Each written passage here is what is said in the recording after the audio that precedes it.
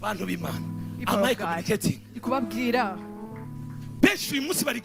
Many people are failing because in the past some are failing today because they succeeded yesterday.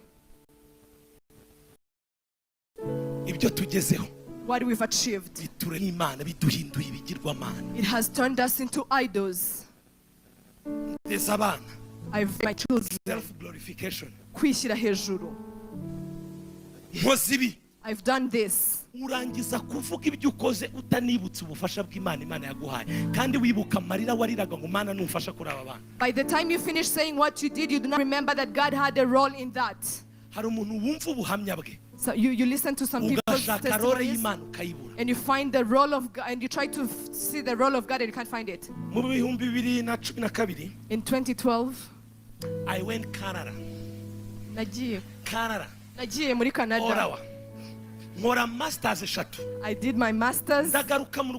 Came back.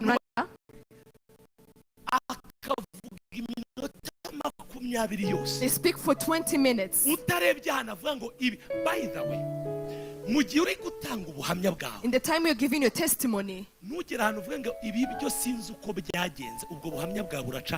you do not reach a point and say, I don't know how this happened, the fact that you can explain everything you've achieved, there is no testimony in that. Don't see me where I am now. I struggled. I worked hard. I worked hard in the ministry. I worked hard in my business. I spent sleepless nights. You young people, you are joking. You will grow up, you will get to understand. Mama, Papa, thank you for what you've done. We're tired of listening to that because the time you start glorifying yourself, we do not want to listen to that. We have today a business person, the business people pride of life, that are full of pride of life. We have servants of God here. They are full of themselves.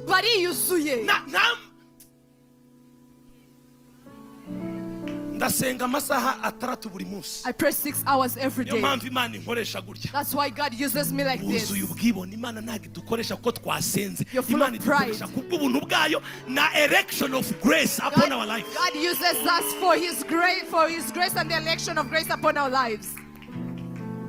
The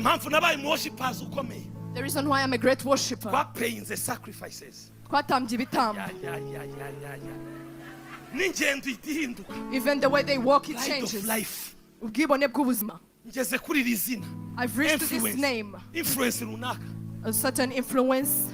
Achievement is the greatest enemy that stops us from achieving many. People of God, that for tonight, kill that pride of life.